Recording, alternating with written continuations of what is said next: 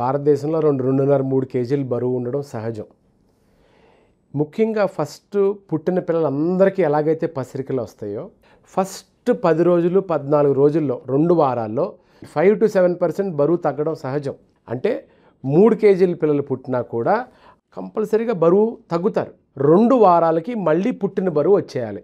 మళ్ళీ పుట్టిన బరువు రాకపోతే అది కారణం ఏంటో చూడాలి. రెండో విషయం, ఎవరైతే పుట్టినప్పుడు లెటసే 3 కేజీలు ఉంటే యూజువల్గా అరౌండ్ 5 నెలలకి బరువు డబుల్ అయితే, ఎందుకంటే నేను చెప్పినట్టు ఫస్ట్ 3 మంత్స్ మ్యాక్సిమం గ్రోత్ ఉంటుంది, తర్వాత ఇంకా తగ్గుతుంది. సో ఎప్పుడైతే 3 కిలో బేబీ 5 మంత్స్కి ఒక 6 కిలో అయినారో తర్వాత నెక్స్ట్ 6 మంత్స్లో ఇంకా తగ్గుతుంది.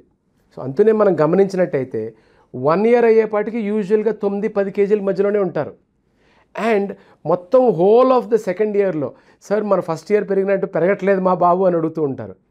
సో ఫస్ట్ ఇయర్ మొత్తం కలిపి సుమారు లెటసే 3 కేజీలు పుట్టిన బాబు 10 కేజీలు అయితే 7 కేజీలు పెరుగుతారు.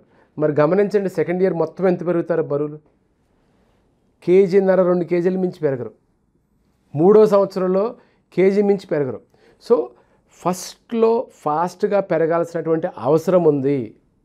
దానికి తగ్గ ఫీడ్ కూడా మనం ఇవ్వాల్సినటువంటి అవసరం ఉంది. God has pre programmed the growth in such way.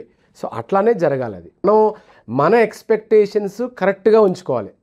మన ఎక్స్పెక్టేషన్స్ తప్పు పెట్టుకుని అయ్యో పాప ఎదగట్లేదు అని మనం కంగారు పడతాం కరెక్ట్ కాదు.